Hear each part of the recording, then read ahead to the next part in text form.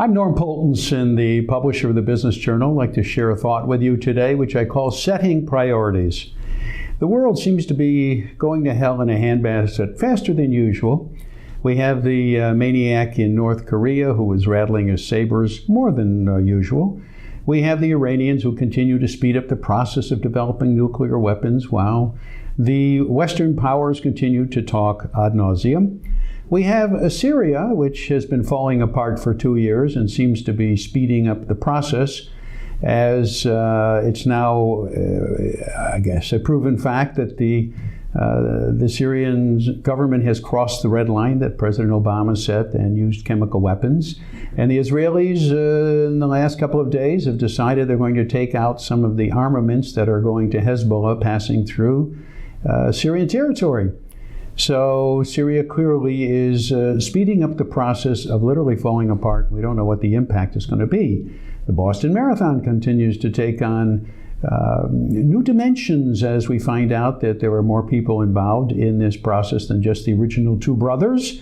Benghazi, 8 months later, is suddenly coming to light as we call them whistleblowers, but those who were involved in the action that night are finally coming forward to share their story, and it appears not to be the same story that's been coming out of the DC belt, which is that there's nothing we could have done that evening to help those who were killed.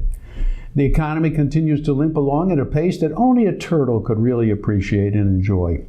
And of course there's Obamacare, which just last week the Max Baucus, who heads up the Democrats in the Senate, who led the charge and actually brought the legislation forward on Obamacare, now calls it an impending train wreck, as does Harry Reid, the head of the Senate for the Democratic Party. Goodness me, the world is certainly coming apart. So what's on the president's agenda, you might ask? Well, the only thing I can find are abortion, guns, and gays.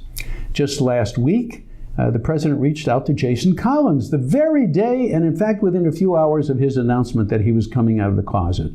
The first NBA player to so announce. The president said he showed great courage in doing that. It's interesting because on the same day, the Benghazi whistleblowers came forward saying that they were being harassed by the State Department and other governmental entities not to tell their story. I would have thought the president would have reached out and said, let me offer you career protection. Just come forward and tell your story and share it with the American public. But it was not to be. It seems to me that Jason Collins went out over the whistleblowers. But anyway, this all brings us back to the question of setting priorities, and it's clear what President Obama's priorities are in his administration. This is Norm Poltenson. Just wanted to share a thought with you. Thanks for listening.